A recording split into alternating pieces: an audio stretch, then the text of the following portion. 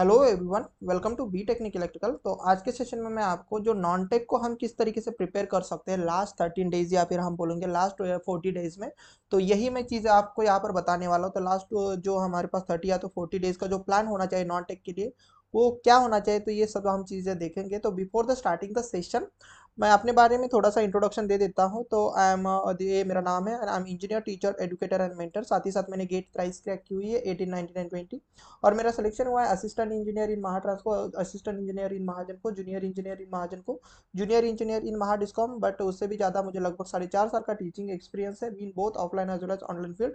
And I am a gold as well as a silver educator in one of the edtech company of the Bangalore. And मैं अगर मेरे education के बारे में बताऊँ तो मेरा डिप्लोमा एंड बीटेक हुआ है Walchand college of engineering Sangli से, right. And currently I am working as an assistant engineer in Mahatransco in HVDC section. तो ये मेरा शॉर्ट इंट्रोडक्शन रहा। और पहले बता देता हूँ कि जिन्होंने अगर हमारे यूट्यूब चैनल को सब्सक्राइब नहीं किया तो उसको सब्सक्राइब कर दो, सो दैट जितने भी सेशन में लेता हूँ ना, चाहे वो टेक्निकल के हो या फिर नॉन टेक्निकल के हो, आप वो मिस ना करो। और आपको हर एक सेक्शन के जो पीडीएफ होता है वो मिल जाते हैं हमारे टेलीग्राम चैनल पर। लिंक आपको डिस्क्रिप्शन साथ ही साथ कमेंट सेक्शन में अटैच करा दूंगा, राइट। तो आज हम देखने वाले हैं कि जो लॉजिकल रीजनिंग को हम किस तरीके से इफेक्टिव या फिर हम बोलेंगे स्मार्ट वे से प्रिपेयर कर सकते हैं, मराठी को भी हम किस तरीके से प्रिपेयर कर सकते हैं, एप्टीट्यूड को भी हम किस तरीके से इजी वे में प्रिपेयर कर कर पूरा मार्क्स हम गेन कर सकते हैं, क्योंकि नॉन टेक आपके पास लगभग 40 मार्क्स के लिए होता है, राइट। तो ये सब चीज़ें हम देखेंगे। तो आपका ज़्यादा समय बर्बाद करते ना करते हुए हम आगे आएंगे और देख लेते हैं नेक्स्ट पीपीटी में है क्या। तो देखो, हमें पता है ना कि हमारे पास 3 सेक्शंस होते हैं। लॉजिकल रीजनिंग, यहाँ पर ध्यान देना, बस इधर कुछ मत ध्यान देना, अभी बस यहाँ पर ध्यान देना कि हमारे पास नॉन टेक्निकल में 3 सेक्शन होते हैं। तो थोड़ा ध्यान से देखना, क्योंकि इफेक्टिवली आपको दिखना है। तो जिसमें से लॉजिकल रीजनिंग, दूसरा दूसरा होता है हमारे पास मराठी, राइट। एंड तीसरा हमारे लिए क्या होता है भाई, एप्टीट्यूड, कॉन्ट होता है, जिसे आप कॉन्ट बोलते हो या फिर क्वांटिटेटिव एप्टीट्यूड भी बोलते हो, राइट। तो ये नॉन टेक्निकल वाला पोर्शन हुआ। और ये सिलेक्शन लाने के लिए बेटा, इसके बगैर आप सिलेक्शन भूल ही जाओ। वैसे तो कंपनी ने नोटिफिकेशन भी जारी की है कि, मतलब नोटिफिकेशन नहीं, आपको एक मतलब पहले एक इंटीमेट कर दिया है कि भाई आपका जो सिलेक्शन होगा वो सेक्शन के हिसाब, सेक्शनल कट ऑफ तो नहीं, बट हर एक सेक्शन में आपके पास मार्क्स मिनिमम 1 मार्क्स तो होना ही चाहिए। मतलब सभी सेक्शन इंपॉर्टेंट है, ये बात तो सबसे पहले क्लियर याद रखना। मतलब अगर आप सपोज कोई भी अच्छा पेपर सॉल्व करके आते हो, बट अगर आप सपोज कोई भी एक सेक्शन अगर छोड़ के आते हो, कॉन्ट रहे, रीजनिंग रहे, मराठी रहे, या फिर आपके पास सपोज टेक्निकल तो कोई छोड़ के आएगा नहीं, बट रीजनिंग, मराठी या तो कॉन्ट में से अगर कोई एक सेक्शन आप अटेम्प्ट नहीं करते तो आप वैसे डिस्क्वालीफाइड हो। तो this is a very important. And ये जो 3 सेक्शन है नॉन टेक में, तो बेटा इनको मिलकर, ये तीनों सेक्शन मिलकर आपके पास लगभग कितने मार्क्स बन जाते हैं, तो 40 मार्क्स के लिए आपके पास बनता है। ये टोटल अगर अब मैं बता दूं तो 40 मार्क्स। एंड इस 40 मार्क्स को आप हासिल कर सकते हो या फिर आप गेन कर सकते हो when you solve the 80 question.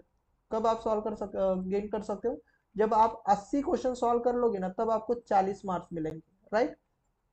Yes, अगर सपोज मैं यहाँ पर बात करूँ तो 80 क्वेश्चन सॉल्व पर करने पर 40 मार्क्स मिल रहे हैं। मतलब आपके पास एक क्वेश्चन के लिए, तो एक क्वेश्चन के लिए कितने मार्क्स अलाउड किए जाएंगे, तो आप बोलोगे सर 0.5। अब ये सब थोड़ी चीज़ें ध्यान से देखना, क्योंकि ये इंपॉर्टेंट है। तो 0.5 मार्क्स के लिए एक क्वेश्चन होता है नॉन टेक के लिए, राइट। तो जिसमें से आपके पास बेटा ये जो लॉजिकल रीजनिंग वाला पोर्शन है ना, ये वाला, ये लॉजिकल रीजनिंग आपके लिए होता है 40 क्वेश्चन आपको पूछे जाते हैं। मतलब 80 में से देख सकते हो, 80 में से 40 क्वेश्चन तो आपके पास लॉजिकल रीजनिंग ही लेगा।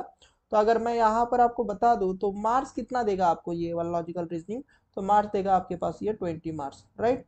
तो आप समझ सकते हो कि आपके पास जो भी नॉन टेक वाला पोर्शन है सर, नॉन टेक वाला पोर्शन है सर, नॉन टेक वाला पोर्शन है सर, उसका 50% वेटेज तो अकेला रीजनिंग ही ले लेता है। तो इसीलिए आपके प्रिपरेशन में लॉजिकल रीजनिंग का प्रिपरेशन करना, या फिर मैं बोलूँगा इफेक्टिव प्रिपरेशन करना बहुत ज़्यादा ज़रूरी हो जाता है, क्योंकि नॉन टेक का ये आधे मार्क्स दे देता है, मतलब 20 मार्क्स दे देता है। और 20 मार्क्स बहुत होते हैं। और मैं आपको बता दूं कि नॉन टेक में सबसे इजीएस्ट थिंग अगर कोई रहेगी ना, तो वो होती है बेटा आपके पास लॉजिकल रीजनिंग। सबसे इजीएस्ट पार्ट आपके पास लॉजिकल रीजनिंग है। तो this is your very easy portion, सबसे आसान पार्ट आपके पास लॉजिकल रीजनिंग होता है। अब लॉजिकल रीजनिंग में मैं अगर बता दूं तो जो आईबीपीएस के हिसाब से मैं बता रहा हूं कि आईबीपीएस जो आपकी एग्जाम कंडक्ट कराने वाली बॉडी है वो आईबीपीएस है। तो आईबीपीएस में लॉजिकल रीजनिंग में क्या पूछा जाता है? तो अगर मैं अगर मेरे बारे में बता दूं तो मैंने एमएससीबी के पूरे डिपार्टमेंट की एग्जाम क्रैक की हुई है। मतलब एमएससीबी के तीनों सेक्टर के मैंने एग्जाम क्रैक किए हुए हैं। आप चाहो बता दो कि सर जनरेशन की, तो मैं बोलूँगा हाँ, तो जनरेशन में मेरा सिलेक्शन हुआ है। देन मैं अगर बात करूँ ट्रांसमिशन में, तो बेटा ट्रांसमिशन में मेरा सिलेक्शन हुआ है। एंड अगर मैं बात करूँ डिस्ट्रीब्यूशन में, तो डिस्ट्रीब्यूशन में भी मेरा सिलेक्शन हो चुका है। तो इसलिए मैं आपको ये वाला कंसेप्ट तो बहुत अच्छे से समझा सकता हूँ कि लॉजिकल रीजनिंग को आप कैसे सॉल्व कर सकते हो, राइट। तो यहाँ पर अगर मैं बता दूं तो जो लॉजिकल रीजनिंग पूछी जाती है आईबीपीएस के लिए, उसके लिए कौन कौन से टॉपिक आपके पास इंपॉर्टेंट होते हैं, तो ये है बेटा आपके पास पहला ही आपके पास ये यहाँ से क्वेश्चन आपको देखने को ही मिलेंगे, इनइक्वालिटी, राइट। इनइक्वालिटी, अब इनइक्वालिटी में होता क्या, अगर आपको पता रहेगा तो इनइक्वालिटी में आप करते क्या थे कि सपोज आपके पास ऐसा दिया जाता ना, एक्स इज ग्रेटर, एक्स नहीं ज्यादातर वेरिएबल वो A B C D use कर लेते हैं। ऐसा सपोज दिया जाएंगे A is greater than B, then comma करेंगे suppose A is less than C less than D, ऐसा कुछ तो करेंगे और उसमें आपके पास फाइनल रिलेशन बोलेंगे क्या ए आपके पास ग्रेटर देन डी है कि लेस देन डी है, राइट। तो इस तरीके के क्वेश्चन इनइक्वालिटी में पूछे जाते हैं, राइट। तो ये यहाँ पर मैं समझाते नहीं बैठूंगा, बट ये जो इनइक्वालिटी वाला पार्ट है कि आपको कहाँ से करना है, तो ये मैं आपको बताता हूँ कि ये आपको करना है बेटा, ये पर्टिकुलर टॉपिक कहाँ से करना है। तो ये अगर आप सपोज हम अंकुश लांबा सर के अगर वीडियो देखते हो ना, अंकुश लांबा सर के अगर आप वीडियो देखते हो तो यहाँ से आपकी कंसेप्ट क्लियर हो जाएंगी, राइट। और ये अगर आप सर्च करोगे ना कि अंकुश Lamba, inequality by Ankush Lamba, inequality by Ankush Lamba, हर एक चीज लिख के लेना, मैं हर एक फैकल्टी का नाम बताऊंगा कि कौन से फैकल्टी ने कहाँ पर अच्छा क्या चीजें पढ़ाई हुई है। तो इनइक्वालिटी अगर आप अंकुश लांबा सर से देखोगे तो इसके कंसेप्ट आपके अभी भी क्लियर होंगे। और मैं आपको बता रहा हूँ अगर आपने अभी तक लॉजिकल रीजनिंग को कुछ भी ना मतलब नहीं सॉल्व, हाथ भी नहीं लगाया, तो भी आप 40 में से 40 मार्क्स, सॉरी 40 में से 40 क्वेश्चन सॉल्व कर सकते हो, मतलब 20 मार्क्स गेन कर सकते हो। तो इन इक्वालिटी के लिए आपके पास अंकुश लांभा सर को आपको सर्च करना है और इनका यूट्यूब का चैनल का नाम है बैंकिंग क्रॉनिकल, राइट। कहाँ पर आपको मिलेगा ये, बैंकिंग क्रॉनिकल करके शायद से सर का यूट्यूब चैनल है, तो आप देख सकते हो, ये स्पेलिंग देख लेना, बैंकिंग क्रॉनिकल।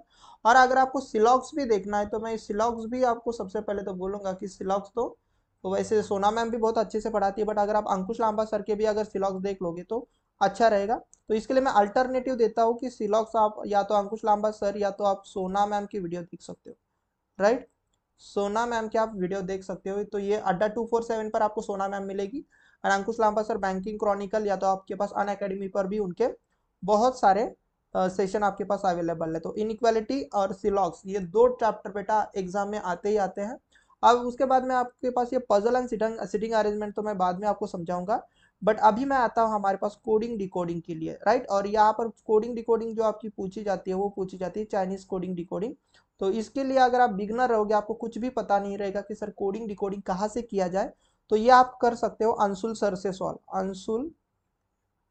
अंशुल सर ने कोडिंग डिकोडिंग के कंसेप्ट दिए हुए हैं, तो अंशुल अंशुल सर से आप इनको देख सकते हो। और इनके चैनल का नाम है शायद से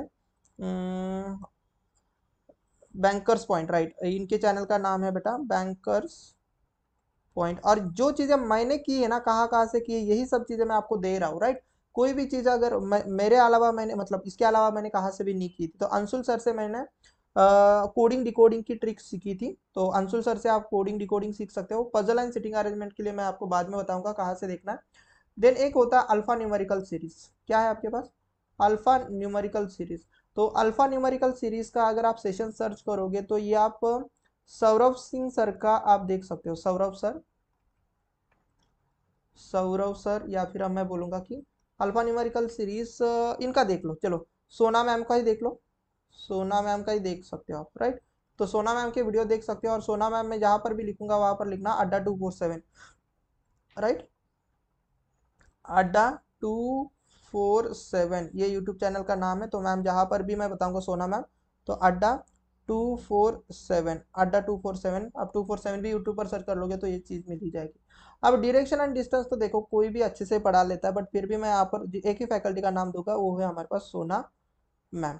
किसका आपको वीडियो देखना है, अगेन आप देख सकते हो कि डायरेक्शन एंड डिस्टेंस के लिए भी आप सोना मैम को ही फॉलो कर सकते हैं, और सोना मैम आपको कहाँ पर मिलेगी, अड्डा 247 पर मिलेगी, राइट। ब्लड रिलेशन के लिए भी मैं अगर आपको बता दूं तो ब्लड रिलेशन भी आप सोना मैम से ही कर सकते हो, कोई दिक्कत नहीं। एंड ऑर्डर एंड रैंकिंग अगर आपको पढ़ना है, ऑर्डर एंड रैंकिंग, तो इसके लिए मैं आपको दूंगा Saurabh Singh sir, right. Saurabh sir, Saurabh sir, Saurabh sir, Saurabh sir, और ये आपको देखने हैं अड्डा 247, 247 अड्डा, अड्डा 247 यहाँ पर आपको मिल जाएंगे। एंड ये जो मशीन इनपुट आउटपुट के जो क्वेश्चन है, तो ये अगर आपको देखने हैं तो ये फिर से आप अंकुश लांबा सर से आप देख सकते हो, अंकुश लांबा सर से आप देख सकते हो, लांबा, लांबा सर से आप देख सकते हो। और इस इनके यूट्यूब चैनल का तो नाम मैंने आपको बता ही दिया है, बैंकिंग क्रॉनिकल, तो B.C लिखता हूँ मैं, बैंकिंग क्रॉनिकल से आप देख सकते हो, राइट।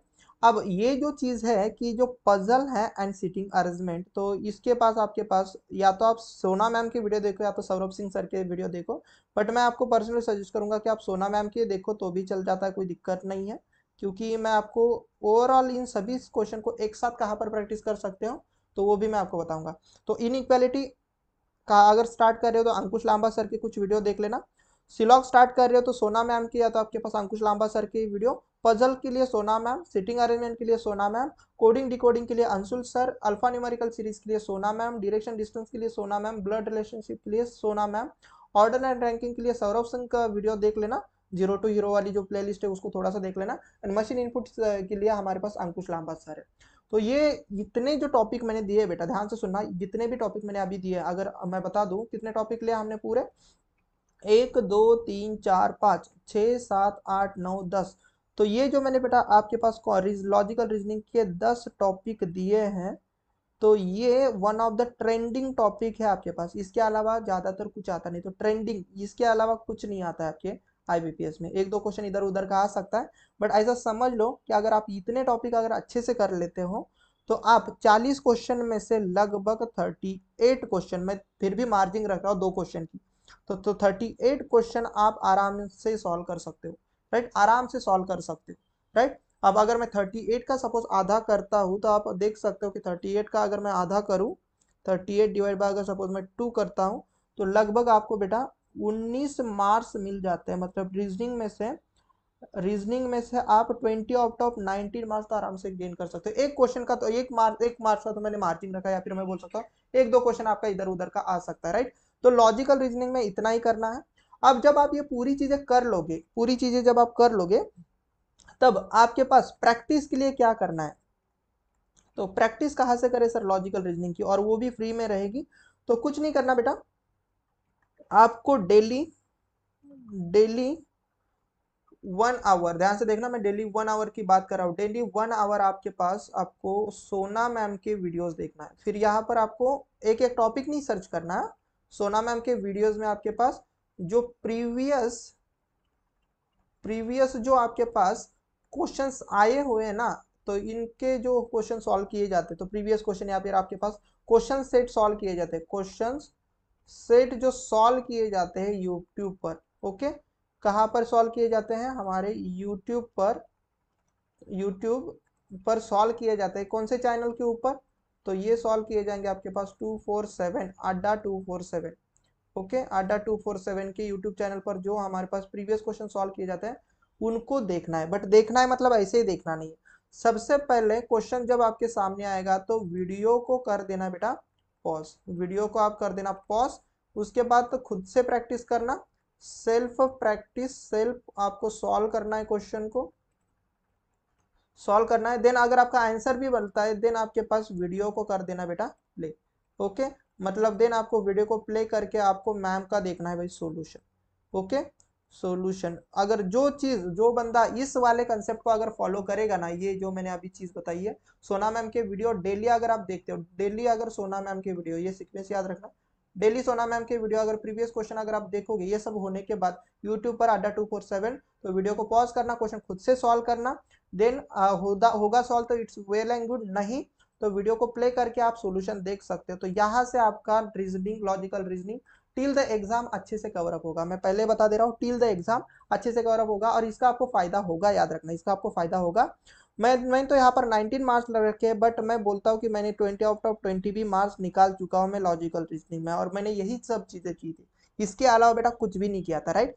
इसके अलावा कुछ भी नहीं किया था, तो यही सब चीजें हैं जो आप ले सकते हो, राइट। तो लॉजिकल रीजनिंग कुछ भी डिफिकल्ट नहीं, कोई भी पेड बैच करने की जरूरत नहीं और ना ही किसी को ज्यादा टेंशन लेने की जरूरत है। तो जो चीज मैंने यहाँ पर रखी उसको देख लो, एक बार स्क्रीनशॉट लेना कि सर ने क्या बोला है। तो देखो आपका नॉन टेक में मैंने लॉजिकल रीजनिंग पूरा कवर अप करा दिया, राइट। लॉजिकल रीजनिंग आपका पूरा कवर अप करा दिया कि कहाँ से करना है, कितना करना है। यस। और जिसको भी प्रॉब्लम आ रहा है ना किसी भी टॉपिक में, तो कुछ नहीं करना बेटा, ये नाम सर्च करना, इस टॉपिक के आगे नाम सर्च करना। जैसे कि inequality by Ankush Lamba sir, syllogisms by Sona ma'am या तो Ankush Lamba sir, puzzle by Sona ma'am, sitting arrangement by Sona ma'am, coding decoding by Anshul sir, right. Alpha numerical series by the Sona ma'am, direction distance by Sona ma'am, blood relation by Sona ma'am, order and by Saurabh sir, machine input question by Ankush Lamba sir. And मैं आपको recent trend बता रहा हूँ, यहाँ पर मैंने 2 ही star दिए, but recent trend बता रहा हूँ। इनपुट आउटपुट के क्वेश्चन बहुत ज्यादा रिसेंटली ट्रेंडिंग पर चल रहे हैं आईबीपीएस एग्जाम में, तो इसको छोड़ के मत जाना, राइट। तो लॉजिकल रीजनिंग के रिलेटेड पूरी कंसेप्ट ने कवर अप करा दी। तो आपको फॉलो क्या करना है, तो फॉलो करने आपके पास सौरभ सिंह सर के वीडियो या तो आपके पास सोना मैम के, बट मैंने अभी आपको सोना मैम की वीडियो बोला तो आप सोना मैम की वीडियो प्रैक्टिस कर सकते हो। उम्मीद करता हूँ लॉजिकल रीजनिंग में क्या क्या करना है सभी चीजें समझ में आ गई होंगी। देन हम आते हैं नेक्स्ट इसमें, और वो है हमारे पास क्वांटिटेटिव एप्टीट्यूड। और उससे पहले मैं आपको पहले बता देता हूँ भाई मराठी, राइट।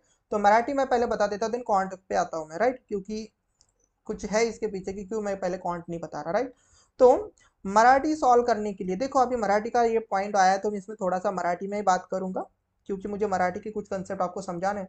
तो ध्यान देना, जेव्हा पण तुम्ही मराठी सॉल्व करता ना, तर मराठी सॉल्व करताना एकच बुक आहे आपल्याकडे, ते म्हणजे बाळासाहेब शिंदे सरांचं, राईट। बट हे बुक पूर्णचे पूर्ण नाही वाचायचं। तर पहिल्यांदाच मी सांगतो की कंपनीला रिक्वायरमेंट फक्त यासाठी की तुम्हाला मराठी वाचता येते, बोलता येते, समजता येते आणि तुम्ही लिहू शकता। या 3 गोष्टी कंपनीला पाहिजे, तर त्यासाठी पूर्ण व्याकरण करायची गरज नाहीये बाळांनो, पूर्ण एकदम डिटेलमध्ये व्याकरण करायची गरज नाही। खूप सोपे सोपे प्रश्न येतात इथून, तर पूर्ण मराठीचं व्याकरण करायची गरज नाही। तर या बुकमधून तुम्ही काय काय घेऊ शकता, तर मी काही पॉईंट देतो। इथे तुम्ही घेऊ शकता समानार्थी शब्द, समानार्थी, मला तर लिहिता येत नाही, समानार्थी अँड विरुद्धार्थी, विरुद्धार्थी शब्द तुम्ही घेऊ शकता, समानार्थी विरुद्धार्थी शब्द घेऊ शकता। त्याच्यानंतर तुम्ही म्हणी घेऊ शकता, ओके। त्याच्यानंतर तुम्ही याच्यामध्ये काळ घेऊ शकता, काळ आणि काळाचे प्रकार ते एक बघा। त्याच्यानंतर वाक्प्रचार घेऊ शकता, वाक्य प्रचार, प्रचार एकदा तुम्ही बघून घ्या, माझी मराठी खूप डेंजर आहे। सो वाक्प्रचार तुम्ही घेऊ शकता। त्याच्यानंतर तुम्ही इथून घेऊ शकता बघा तुमचे अलंकारिक शब्द, अलंकारिक शब्द, अलंकारिक कारिक, हा अलंकारिक शब्द, ओके, हे घेऊ शकता। त्याच्यानंतर तुम्ही घेऊ शकता बघा अलंकारिक शब्दानंतर तुमचे समानार्थी विरुद्धार्थी झालं, त्याच्यानंतर तुमचे हे असतं की एक वचन अनेक वचन, एक वचन आणि अनेक वचन, अनेक वचन हा एक टॉपिक तुम्ही बघू शकता।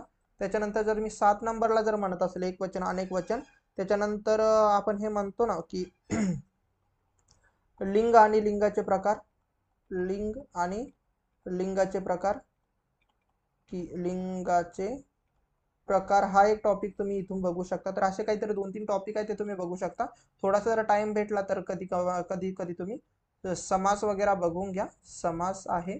त्याच्यानंतर अजून काय तुमचे अलंकार असतात ना, अलंकार आहे, सपोज हे 9 नंबरचा अलंकार पण थोडंसं बघून घ्या। टाइम भेटला तर थोडं थोडं वाचत राहायचं, हे जास्त काही अवघड येत नाही आपल्यासाठी। अलंकारिक शब्द, समानार्थी शब्द, समास वगैरे, राईट। आणि वाक्याचे प्रकार, राईट, याच्यामध्ये अजून एक पॉइंट आहे, वाक्याचे प्रकार तुम्ही बघू शकता। आणि मराठीमध्ये अजून एक म्हणजे जे ऑथर्स आहेत, जे आपण म्हणतो ना की हे बुक कोणी लिहिलं, लेखक, लेखक, लेखक आणि त्यांची पुस्तके, आणि पुस्तके हे थोडंसं बघूया की कुठल्या कुठले जे मराठी साहित्यकार आहेत त्यांनी कुठले कुठले बुक्स लिहिलेत आणि त्यांचे जे बुक्स आहेत ते कोणकोणते, तर हे तुम्ही इकडनं थोडंसं बघू शकता. हे बऱ्यापैकी तुम्हाला या बुकमध्ये सापडून जाईल. बट हे सोडूनही तुम्हाला मराठीसाठी अजून काय करायची गरज आहे, अजून IBPS काय विचारते, तर तुम्हाला पॅसेजेस देते, पॅरेग्राफ ज्याला म्हणतो ना आपण, म्हणजे एक पॅसेज दिला जातो, पॅसेजेस दिले जातात. पॅसेजेस वरनं तुम्हाला क्वेश्चन असतील की एक पूर्ण उतारा दिला जातो, हा तर पॅसेजेसला आपण उतारा म्हणतो ना, राईट. एक उतारा दिला जाईल तर पॅसेजेस मी इंग्लिशमध्ये लिहिले तर याला आपण काय म्हणतो, उतारा. उतारा दिला जाणार तर याला मी स्टार देतोय कारण उतारा विचारलाच जातो. ओके. त्याच्यानंतर तुमचे जे शुद्ध अशुद्ध शब्द इथे लिहितो मी 12 मध्ये, शुद्ध आणि अशुद्ध शब्द, शुद्ध शब्द. ओके, शब्द. ओके, हे बघावं लागतं की एखादा सपोज आपण दिवस लिहितोय तर दिवस आपण असा लिहितो की दिवस आपण असा लिहितो, तर ह्या सगळ्या गोष्टी तुम्हाला पाहता आल्या पाहिजे. तर समानार्थी आणि विरुद्धार्थी शब्द बघा, ते बघा इकडं आणि शुद्ध अशुद्ध शब्द, उतारा. त्याच्यानंतर बघा तुम्हाला काय दिलं जातं की एक सेंटेन्स दिलं जातं, असं एक पूर्ण सेंटेन्स दिला जाणार आणि त्या सेंटेन्सला तुम्हाला असं सेग्रिगेट केलं जातं 1 2 3 4 5 टाईपमध्ये.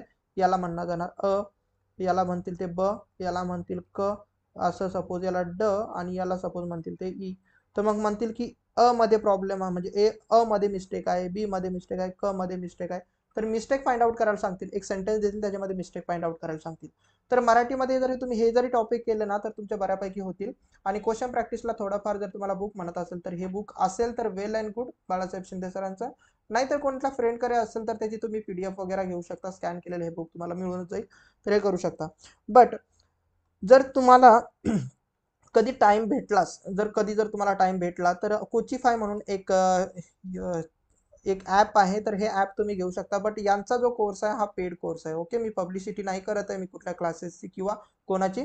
बट जर तुम्हाला मराठी सपोज येतच नाही तर इथे कोचिफायवरती मॅडमने खूप चांगल्या पद्धतीने मराठीचा जो कोर्स आहे तो घेतलेला आहे, तर हा तुम्ही घेऊ शकता. बट आता आता जर तुम्ही म्हणत असणार तर मी आता या इन्स्टंटला सजेस्ट नाही करणार, कारण आता टाइम नाही आहे तुमच्याकडे मराठीचा कोर्स घ्या आणि मग त्यासाठी परत वेगळं मेहनत करा. तर तुम्ही ह्या सगळ्या गोष्टी बुकमध्ये वापरू शकता. बट इन फ्युचर जर सपोज तुम्हाला कधी वाटलं की जर समजा आता तर वितरणची पण ऍड आली तर वितरणला जर मराठी करायचं असेल तर मी नक्कीच तुम्हाला हा जो पेड कोर्स आहे काहीतरी 100 to 100 रुपीज मध्ये असेल, याची फीस मला माहिती नाही. पण हा तुम्ही पेड कोर्स घेऊ शकता, कोचिफाय वरती आहे, मॅम म्हणून आहे, मॅम आहे तिथे, खूप चांगल्या पद्धतीने मराठीचा कोर्स घेतलेला आहे. तर याची मी पब्लिसिटी नाही करत आहे पण तुम्ही घेऊ शकता. ओके, ज्या गोष्टी चांगल्या त्यासाठी मी तर चांगलंच म्हणणार आहे, काही वाईट म्हणायची गरज नाही. ओके, सो पेड बॅच तुम्ही पेड कोर्स हा घेऊ शकता मराठीचा. बट आता या इन्स्टंटला तर मी सजेस्ट नाही करणार. आता तुम्ही हे बुक जरी वाचलं नाही थोडंफार जरी वाचलं तर तुम्ही मार्क्स गेन करू शकता. तर इतकं तुम्हाला मराठीत करायचं है. ओके, अब हम आते हैं भाई हमारे पास क्वांटिटेटिव एप्टीट्यूड में क्या करना, क्वांटिटेटिव एप्टीट्यूड में आपको क्या करना है, राइट. तो क्वांट में ये जो टॉपिक होता है बच्चा, क्वांटिटेटिव एप्टीट्यूड, तो ये सबसे ज्यादा बच्चों को टेंशन देने वाला सेक्शन होता है. तो ये भी आपको समझ लेना है कि जो हमारे पास क्वांट है बच्चा, क्वांटिटेटिव एप्टीट्यूड, तो ये कितने मार्क्स के लिए आता है. तो अगर मैं बता दूं तो ये आपको देगा टोटल मार्क्स, टोटल मार्क्स देता है आपके पास 10 मार्क्स ही, ध्यान से देखना, 10 मार्क्स ही देगा. एंड उसके जो टोटल क्वेश्चन होते हैं तो ये होते हैं बेटा आपके पास 20 क्वेश्चन, 20 मार्क्स नहीं 20 क्वेश्चन होते हैं, राइट. तो मैं आपको पर्सनली सजेस्ट करूंगा कि आप क्वांटिटेटिव एप्टीट्यूड में लगभग 5 या तो 6 या तो ज़्यादा से ज़्यादा 7 मार्क्स निकाल सकते हो. पूरे 10 मार्क्स निकालने के पीछे मत बैठना, क्योंकि जब आप एग्जाम में जाओगे एक्चुअली तो ये सॉल्व करने के लिए टाइम ही नहीं होता एक्चुअल में. अगर आप देखोगे ना यहाँ पर टाइमर लगा रहता है, राइट. अगर आप देख रहे होंगे तो यहाँ पर टाइमर लगा रहता है, तो ये टाइमर डाउन डाउन होता रहता है. तो और जब हमारे पास टाइम भी नहीं होता तो हम क्या करेंगे एक्चुअल में, पूरा अगर पेपर सॉल्व करते हो ना तो एक्चुअल पेपर में कोई भी टाइम नहीं मिलता है हमें, राइट. तो अब हम इसको थोड़ा सा स्मार्टली स्टडी करेंगे. हम यहाँ पर टारगेट रखेंगे कि मैं 10 में से, ध्यान से देखना, 10 में से मैं आपको टारगेट दे रहा हूँ 6 मार्क्स, 5 या तो 6 मार्क्स, 6 भी नहीं, तो मैं तो बोल रहा हूँ भाई 5 या तो 6 मार्क्स से आप गेन करो, बट अच्छे से कर लेना. अब 5 या तो 6 मार्क्स अगर आपको गेन करने ना बेटा, तो उसके लिए आपको ये पता होना चाहिए कि सर सबसे ज्यादा मतलब मोस्ट आस्किंग क्वेश्चन कहाँ से, मतलब कहाँ से क्वेश्चन ये पूछता ही पूछता है। तो मैं आपको बता दूं, अगर आप ध्यान से देखोगे क्वांटिटेटिव एप्टीट्यूड में, अगर आप आईबीपीएस को ध्यान से देखोगे ना बेटा, आईबीपीएस, ओके, आईबीपीएस ये बहुत मतलब टारगेट करता है, तो आईबीपीएस के ही मैंने टॉपिक यहाँ पर रखे हो। तो आईबीपीएस आपने एग्जाम में नंबर सीरीज पर क्वेश्चन रखता ही रखता है बेटा, याद रखना, नंबर सीरीज पर क्वेश्चन रखता ही रखता है। नंबर सीरीज पर आपको क्वेश्चन देखने को ही मिलेगा। तो बेटा ये जो टॉपिक करना है आपको, ये कौन से फैकल्टी से करना है, तो मैं बोलूंगा अंशुल सर से करना है, अंशुल सर। और अंशुल सर का यूट्यूब चैनल का नाम क्या है, Banking Chronicle, right, Banking Chronicle नहीं, Bankers Point, B.P Bankers Point आप देख सकते हो। एंड ये जो सिंप्लीफिकेशन है, इसका भी अगर आपको कुछ भी आता नहीं है तो मैं आपको बोलूंगा कि इसको भी आपको कहाँ से सॉल्व करना है, तो अंशुल सर से सॉल्व करना बेटा। Again Anshul sir, Anshul sir कहाँ पर मिल जाएंगे आपके पास, बैंकर्स पॉइंट, राइट। मैं शॉर्ट में लिख रहा हूँ, आप लिख लेना पूरा अच्छे से, क्योंकि I don't have that much space.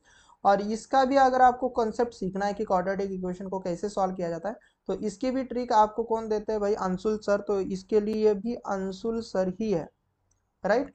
इसके लिए भी है, क्या है, अंशुल सर के ही वीडियो आपको देखने हैं बैंकर्स पॉइंट के ऊपर। और डीआई भी है, तो डीआई सॉल्व करने के लिए तो वैसे तो बहुत सारे लोग हैं, बट तो मैं डीआई के लिए स्पेशली बात करूंगा तो शंतनु शुक्ला सर है, शंतनु सर जो है ये आपको मिल जाएंगे। डीआई बहुत अच्छी तरीके से पढ़ाते हैं सर, शंतनु शुक्ला सर, जो आपको मिल जाएंगे अड्डा 247, अड्डा 247 पर, राइट। तो हर एक टॉपिक कौन कौन से फैकल्टी ने अच्छा दिया है, मैं ये सब चीजें आपको दे रहा हूँ। वैसे मैं किसी फैकल्टी को नाम नहीं रख रहा, बट आपके काम की चीज मैं बता रहा हूँ। नंबर सीरीज अगर आप अंशुल सर से कर लोगे तो नंबर सीरीज के कंसेप्ट क्लियर हो जाएंगे, simplification, even the quadratic, and DI अगर आप शांतनु सर से करते हो। और इंटरेस्टिंग अगर मैं बता दूं आपको कि क्वांटिटेटिव एप्टीट्यूड में लगभग आपके पास ये 4 ही पॉइंट, 1 2 एंड 3 एंड 4, ये लगभग बेटा आपके पास 5 मार्क्स दे जाता है। ये इतना ही पोर्शन 5 मार्क्स आपको दे जाता है। अब मुझे बताओ, हमारा टारगेट भी कितने मार्क्स का था सर, 5 से लेके 6 मार्क्स तक। अब अगर बहुत आता है आपको तो अलग बात है, एक्चुअल में देखा जाए ना तो ये इतने भी अगर क्वेश्चन आप सॉल्व कर पाए लास्ट के मिनट में, तो this is well and good. अगर 5 भी मार्क्स अगर आप गेन कर लेते हो तो, राइट। तो 5 मार्क्स आपको यहाँ से मिल सकते हैं अगर आप ये 4 ही पॉइंट कर लेते हो।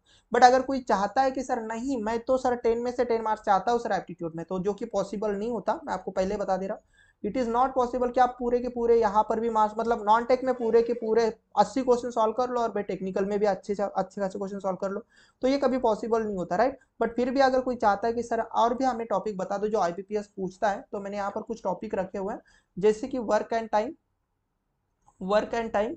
तो वर्क एंड टाइम अगर कोई अगर नया बंदा रहेगा तो मैं बोलूंगा वर्क एंड टाइम के तो बहुत सारे लोग इसके सेशन देते हैं, बट फिर भी मैं यहाँ पर जो मैंने खुद के वीडियो अपलोड, मतलब जो सॉरी खुद से जो देखी है चीज़ें वर्क एंड टाइम, मुझे जब मैं कॉलेज टाइम में था तो मुझे एक स्टडी स्मार्ट करके एक चैनल है, स्टडी स्मार्ट करके एक यूट्यूब का चैनल है, तो यहाँ से मैंने पढ़ा किया था, और यहाँ से मैंने एक बार किया था ये वर्क एंड टाइम। तो उसके बाद मुझे कोई भी मतलब परेशानी, और ये शायद 5 या तो फिर 6 साल के पुराने वीडियो आपको देखना है, जैसे नोट पैड पर उन्होंने पढ़ाए हुए हैं। तो स्टडी स्मार्ट के ओल्ड वीडियोस देखना है, ओल्ड वाले वीडियोस देखना है। वैसे आप स्पीड टाइम डिस्टेंस के भी, उनके भी अगर ओल्ड वाले वीडियो ही देखते हो, सेम स्टडी स्मार्ट के ओल्ड वाले वीडियो, तभी भी आपके कंसेप्ट क्लियर हो जाएंगे। इवन दोस्त मैं आपको बता दूं कि अगर आप प्रॉफिट लॉस भी देख लेते हो ना उनके स्टडी स्मार्ट के ओल्ड वाले वीडियो, तभी भी आपके कंसेप्ट क्लियर हो जाएंगे। And problem on a train, ये भी आप अगर उनके वीडियो देख लेते हो, तभी मैं एक ही जगह पर ज्यादातर क्वेश्चन लाने की कोशिश कर रहा हूँ, ये आपको मिल जाएगा। प्रॉब्लम ऑन एजेस, तो प्रॉब्लम ऑन एजेस आपके पास तो मुझे उन सर का नाम याद नहीं है अभी फिलहाल तो, बट शायद से ये सतीश सर करके हैं, सतीश सर, ये आंध्र प्रदेश या फिर उधर के शायद से साउथ के हैं। तो इनके यूट्यूब चैनल का भी मुझे नाम नहीं याद आ रहा, बट ये सतीश सर अगर आप सर्च कर लोगे प्रॉब्लम ऑन एजेस, तो तो आपको वहां से भी मिल जाएंगे। ये उन्होंने बहुत अच्छी तरीके से पढ़ाया हुआ है। अगर आपको बोट एंड स्ट्रीम अगर पढ़ना है, बोट एंड स्ट्रीम, तो शायद से ये इन्होंने अच्छे से पढ़ाया है, आई डोंट नो, बट ये भी अगर आप किसी से पढ़ लोगे, सॉरी ये आप अंशुल सर से पढ़ सकते हो, अंशुल सर ने अच्छे से दिया है, अंशुल सर आप बैंकर्स पॉइंट में से आप देख सकते हो। पाइप एंड सिस्टम्स अगर आपको देखना है, पाइप एंड सिस्टम्स अगर आपको पढ़ना है, तो ये भी आप स्टडी स्मार्ट से देख सकते हो, तो ये भी अगर आपको पढ़ना है पाइप एंड सिस्टम्स, तो अगर आपके पास टाइम होता है तो मैं आपको बस एक ही सेशन में सभी चीज़ें दे रहा हूँ, तो आप अगर उनके ओल्ड ओल्ड अगर देख लेते हो तभी चल जाता है। एंड पार्टनरशिप अगर आप करना चाहते हो, पार्टनरशिप वाला चैप्टर, तो आप अंशुल सर को फॉलो कर सकते हो। अंशुल सर के बहुत अच्छे वीडियो पार्टनरशिप के ऊपर। एंड अगर आपको परसेंटेज देखना है बेटा, तो परसेंटेज वाले वीडियो भी आप स्टडी स्मार्ट से ही देख सकते हो। इवन तो एवरेज के भी वीडियोस बहुत सारे आपको स्टडी स्मार्ट पर मिल जाएंगे, राइट। रेशियो प्रोपोर्शन के भी वीडियोस आपको स्टडी स्मार्ट पर ही मिल जाएंगे। एंड इवन दो आपके पास एलिगेशन मिक्सचर, ये दोनों के दोनों टॉपिक आपके पास अंशुल सर से ही मिल जाएंगे, राइट। सॉरी, आपके पास स्टडी स्मार्ट पर ही मिल जाएंगे। तो ये सब चीजें आपको स्टडी स्मार्ट पर मिलेगी। बट मैं आपको बोल रहा हूँ कि ध्यान से देखना बेटा, ये इतने सारे टॉपिक करने पर लगभग 1 2 3 4 5 6 7 8 9 10 11 12 13 14 15 सपोज टॉपिक करने पर आप 5 मार्क्स गेन करते हो। अब ये 15 टॉपिक करने के लिए आपके पास टाइम भी नहीं बचेगा, और अभी इतना टाइम भी नहीं कि आप ये सभी चीजें कर सको, क्योंकि आपको रीजनिंग भी प्रैक्टिस करना है, मराठी भी करना है।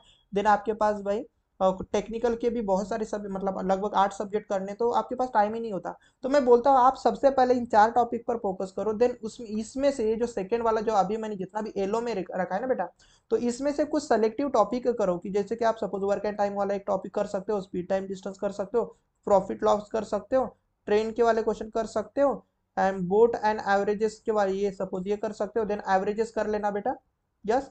एंड ये एक ratio proportion and allegation and mixture, इतना अगर कर लोगे एस आई पी आई के, तो क्वेश्चन थोड़े डिफिकल्ट होते हैं, तो ये भी तो आपको अगर मैं बता दूं तो ये भी आपको यहाँ पर ही मिल जाएगा। बट अगर ये 2 3 स्टार लगाए हुए अगर आप देख लोगे ना, तो इतने भी अगर 15 में से अगर थोड़े बहुत भी कर लेते हो, तो आपके जो मार्क्स है, जो आप 5 से लेके 6 मार्क्स आप गेन कर रहे थे ना, तो आपके इंप्रूव हो जाएंगे। आप मार्क्स गेन कर सकते हो, 7 से लेके 8 मार्क्स आप गेन कर सकते हो आपके एप्टीट्यूड में, राइट। बट ये सब चीज़ें आपको अच्छे से प्रैक्टिस करने पर ही मिलेगी। एक्चुअल में आपको बैंक, मतलब आपको बैंकर नहीं बनना है, ध्यान से ध्यान रखना। तो आपको 7 या तो 8 भी मार्क्स मिल रहे हैं क्वांट में, तो this is well and good. 10 out of 10 के पीछे मत भागना, कोई ये एकदम स्टक होके मत बोलना सर मैं 10 आउट ऑफ 10 एप्टीट्यूड में भी लाऊंगा सर, रीजनिंग में भी 20 आउट ऑफ 20 लाऊंगा, मराठी में भी सर 10 आउट ऑफ 10 लाऊंगा, और सर टेक्निकल की भी पूरे क्वेश्चन सॉल्व कर लूंगा। तो ये हाइपोथेटिकल चीजें कभी पॉसिबल नहीं होता, तो कुछ चीजें छोड़नी भी पड़ती है। तो जो हार्ड चीज है, तो उसमें स्मार्ट वर्क करके आप बस ये 4 टॉपिक भी अगर अच्छे से कर लेते हो, तो भी आपको 5 मार्क्स मिल रहे हैं। 1 2 मार्क्स अगर आपको बढ़ाना है, तो यहाँ से 2 3 टॉपिक आप कर लो, तो आपके 1 2 मार्क्स बढ़ जाएंगे, मतलब 5 से आप 6 या तो 7 मार्क्स गेन कर सकते हो, राइट। तो ये हुआ आपके पास क्वांटिटी एप्टीट्यूड। अभी अगर मैं आपको रियलिटी बता दूं, तो लॉजिकल रीजनिंग बेटा, लॉजिकल रीजनिंग आपके पास लगभग आप 40 क्वेश्चन जो आते हैं ना, या फिर मैं बोलूंगा मार्क्स के हिसाब से मैं बता रहा हूँ, तो मार्क्स के हिसाब से आप लॉजिकल रीजनिंग में लगभग 19 मार्क्स आप गेन कर सकते हो। मराठी में आप लगभग, अच्छे से लिख देता हूँ, मराठी में आप लगभग लगभग आप 8 मार्क्स गेन कर सकते हो, अगर मिस्टेक भी की रहेंगी। एंड अगर मैं एप्टीट्यूड की बात करूं, तो एप्टीट्यूड में आप लगभग 5 से लेके 7 मार्क्स आप गेन कर सकते हो, राइट। तो अगर इन सभी का अगर आप एडिशन करोगे तो कितने मार्क्स हो रहे, तो देखो 19 प्लस सपोज मैं 8 कर रहा हूँ, प्लस और सपोज मैं 6 ही कर रहा हूँ इधर के मार्क्स, तो आपको लगभग बेटा 33 मार्क्स मिल रहे हैं। तो याद रखना कि जो आपके पास नॉन टेक है, तो जो आपके पास टोटल 40 मार्क्स के लिए पूछा जाता है, उसमें से अगर आप 33 मार्क्स गेन कर रहे हो, मतलब आप बहुत अच्छे मार्क्स गेन कर रहे हो, बहुत अच्छे, और अच्छे से प्रिपेयर करके आप मार्क्स गेन कर रहे हो, राइट। तो नॉन टेक में 33 मार्क्स बहुत ज़्यादा हो सकते हैं, बहुत ज़्यादा है बेटा। आप ऐसा मत सोचो कि सर 33 7 मार्क्स के, बट आपके पास ध्यान से देखोगे तो 110 मार्क्स के लिए तो आपके पास टेक्निकल है ना, तो आपके पास ज़्यादा फोकस इस पर होना चाहिए कि नहीं होना चाहिए। मतलब अगर आपको ये 33 भी लाते हो तो बहुत अच्छा है, बट इसके लिए अगर आपको सिलेक्शन चाहिए, तो 33 मार्क्स मतलब देखो 40 के पीछे भागो तो इधर के मार्क्स नहीं आप गेन कर पाओगे ना, तो जो कि आप 40 से आप नहीं सिलेक्शन ला सकते हो। तो सिलेक्शन ये आपका ला के देगा, बट सिलेक्शन कंफर्म करने के लिए आपके पास नॉन टेक का होना बहुत ज़्यादा जरूरी है। तो 110 मार्क्स आपके पास टेक्निकल में छुपे हुए बेटा। तो टेक्निकल आपको अच्छे से करना है। 8 ही सब्जेक्ट में पहले लिख के दे रहा हूँ, अभी तो नॉन टेक वाला पोर्शन था, बट फिर भी मैं बता रहा हूँ। Network theory, power system, electrical machine, measurement, okay, measurement. Then आप कर सकते हो सर पावर इलेक्ट्रॉनिक्स, देन आप कर सकते हो बेटा डिजिटल इलेक्ट्रॉनिक्स, देन आप कर सकते हो आपका एनालॉग इलेक्ट्रॉनिक्स कितने सब्जेक्ट हो, 1 2 3 4 5 6 7। ओके, और कोई सब्जेक्ट बचा है क्या? Digital, analog, power electronics, electrical measurement, network theory. Then हाँ, देन आपके पास बचा ये कंट्रोल सिस्टम। अगर आप सब्जेक्ट कर लेते हो तो मैं आपको बता दूं, गारंटी के साथ लिख सकता हूँ कि आपके पास ना लगभग 44 to 45 जो क्वेश्चन होते हैं आउट ऑफ 50 तो आपके पास यहाँ से आ जाएंगे। प्रैक्टिकली देखोगे तो इतने क्वेश्चन तो मतलब अगर अच्छे से सॉल्व कर लोगे तो आपका सिलेक्शन हो ही जाएगा। अब जो 5 या तो 6 क्वेश्चन होते हैं ना बेटा जी, ये आगे के 5 या तो 6, 5 to 6 जो क्वेश्चन होते हैं ये कौन कौन से सब्जेक्ट से आते हैं मैं आपको बता रहा हूँ। इसके लिए आपको सिग्नल एंड सिस्टम करना पड़ेगा, एसएस। दूसरा करना होता है EMFT, electromagnetic, EMFT, electromagnetic field theory. And तीसरा करना होता है आपके पास material science. Okay, material science आपको करना होता है। यस, एंड चौथा आपके पास सब्जेक्ट करना होता है माइक्रो प्रोसेसर। एंड पांचवा आपके पास सब्जेक्ट करना होता है माइक्रो कंट्रोलर। तो देखो, इस 5 या तो 6 मार्क्स के लिए आपके पास नए और से फिर से आपके पास 5 या तो 6 सब्जेक्ट ऐड हो चुके हैं। तो आप इसके पीछे भागोगे क्या? नहीं, क्योंकि अगर ये 5 या तो 6 क्वेश्चन छोड़ भी दोगे ना बेटा फिर भी आपका सिलेक्शन हो जाता है। बट फिर अगर किसी को सपोज है भाई, किसी के पास टाइम पास मतलब टाइम है, तो आप इसमें से 1 या 2 सब्जेक्ट कर सकते हैं, जैसे एसएस कर सकते हो, माइक्रो प्रोसेसर, माइक्रो कंट्रोलर, थोड़ा बहुत मटेरियल साइंस कर सकते हो। बट मैं बोलता हूँ कि आप इस सब्जेक्ट के पीछे ना भागे, क्योंकि ये मार्क्स कभी ला के भी नहीं देगा। तो इस सब्जेक्ट में अगर आपको कभी स्मार्टली स्टडी करनी है तो मैं आपको बता दूं कि ईएमएफटी में आपको जितने भी लॉज है उसके फाइनल रिजल्ट याद रख लेना कि कैसे कि बायस और लॉ क्या होता है, मैक्सवेल के क्या क्या इक्वेशन होते हैं, ये थोड़ा बहुत देख लोगे तो इनफ है। बट ईएमटी में अगला अलग से प्रिपरेशन मत करना। ओके, तो एसएस कर सकते हो उसके बताया, या फिर मटेरियल साइंस, या तो micro processor, micro controller. 1 2 subject आप यहाँ से कर सकते हो, बट पूरे सब्जेक्ट करने की कोशिश मत करना, क्योंकि ये इंपॉर्टेंट सब्जेक्ट है आपके। Control system, network theory, power system, power electronic measurement, power electronics, digital, analog, ये सबसे सबसे ज़्यादा टॉप प्रायोरिटी वाले सब्जेक्ट है। इनको अच्छे से देख लेना, क्योंकि यही आपके सिलेक्शन ला के देगा। ये दूसरे वाले आपका रैंक इंप्रूव करेंगे। तो आप सोचो कि आपको रैंक इंप्रूव करना है कि सिलेक्शन लाना है। तो सबसे पहले मैं तो आपको बोलूंगा कि आप सिलेक्शन लाओ, रैंक तो ऑटोमेटिक आ ही जाएगा, राइट। तो ये सब चीज़ें मैंने अभी यहाँ तक आपको पढ़ाई की, नॉन टेक कहाँ कहाँ से करना है, रीजनिंग कहाँ से करना है, एप्टीट्यूड कहाँ से करना है, मराठी कहाँ से करना है। तो उम्मीद करता हूँ आज का सेशन तो सभी को समझ में आ ही गया होगा। ये बहुत डिमांडेड टॉपिक था कि सर आप हमें ना नॉन टेक वाली चीज़ें बताओ। तो उम्मीद करता हूँ आज सभी को समझ में आ गई होंगी चीज़ें। और जिन्होंने अभी तक हमारे बी टेक्निकल लेक्चर चैनल को सब्सक्राइब नहीं किया तो काइंडली सब्सक्राइब कर दो। और मैं बहुत सारे सेशन लेता रहता हूँ डेली, तो उसके पीडीएफ आपको मिल जाते हैं टेलीग्राम चैनल पर। एंड जितने भी सेशन मैंने अभी तक लगभग, आज मैं अगर बात करूँ तो 29 वाला सेशन आपको टेक्निकल आपको आपको मैं दे रहा हूँ टेक्निकल का। तो वो हमारे पास चल रहा है यूट्यूब पर। तो सिलेक्शन सीरीज जिन्होंने भी हमारे यूट्यूब चैनल पर नहीं देखी है, जो चालू है हमारे पास महा ट्रांसपोर्ट से रिलेटेड, तो वो देख लेना। और जिन्होंने सब्सक्राइब नहीं किया सब्सक्राइब कर दो, और अपने दोस्तों के साथ भी इस सेशन को शेयर कर देना, so that they can also take the benefit of the session. And वो भी हमारे पास नॉन टेक वाले सेक्शन में अच्छे से प्रिपरेशन कर पाए, या फिर आप हो सकते स्मार्टली मार्क्स गेन कर सकते हैं। और उम्मीद करता हूँ आपको logical reasoning, Marathi and aptitude कहाँ कहाँ से करना है, कैसे कैसे करना है, कैसे करना है, ये सब चीज़ें आपको समझ में आ गई होंगी। और मैं आपको फिर से एक बार बोल रहा हूँ कि जो नॉन टेक वाला पोर्शन होता है बेटा, इसको डेली बेसिस पर प्रैक्टिस करना होता है, डेली प्रैक्टिस करना है। और डेली अगर आप सपोज नॉन टेक के लिए 1.5 आवर अगर निकालते हो तो आप ना 100% आपका सिलेक्शन कर सकते हो। नॉन टेक अगर अच्छे से कर लोगे, क्योंकि टेक्निकल तो हर कोई करता है, बट नॉन टेक्निकल को भी करना बहुत बढ़िया मतलब अच्छा होता है, क्योंकि यही आपको सिलेक्शन ला के देगा, राइट। तो जो पहला वाला जो पोर्शन था मराठी वाला, सॉरी टेक्निकल वाला, तो वो तो मार्क्स बढ़ाएगा ही बढ़ाएगा। बट नॉन टेक वाला आपके सिलेक्शन को कंफर्म करने के लिए होता है, कंफर्म कर दोगे आप। और वैसे तो हर नॉन टेक में हर एक सेक्शन आपको अटेम्प्ट करना है, कोई भी सेक्शन छोड़ के मत आना। बाद में ये मत बोलना सर हमें टाइम ही नहीं मिला। तो टाइम आपको एडजस्ट करना है, लॉजिकल रीजनिंग ही मत सॉल्व करते बैठना, या फिर मराठी ही मत सॉल्व करने बैठना, या फिर एप्टीट्यूड ही। तो ऐसा ना हो जाए कि आप लॉजिकल रीजनिंग मराठी सॉल्व करते बैठ रहे हो और एप्टीट्यूड का एक भी क्वेश्चन नहीं सॉल्व किया, तो आप डिस्क्वालीफाई हो जाओगे। पूरे सेक्शन को विजिट करना है, एटलीस्ट विजिट करना है। भले आपके पास सपोज मराठी के आपके पास 5 ही क्वेश्चन हुए और आपके पास 2 1 2 मिनट रहा, तो आप एप्टीट्यूड का 1 2 क्वेश्चन सॉल्व करके आना। नहीं तो आप पूरा पेपर जो आपने सॉल्व किया है वो आप वो आपका किसी काम का नहीं रहेगा, राइट ना। यस, तो उम्मीद करता हूँ मैं जो बता रहा हूँ वो आपको समझ में आ रहा होगा। तो हम मिलते हैं नेक्स्ट सेशन में, till then and take care and bye everyone. Okay.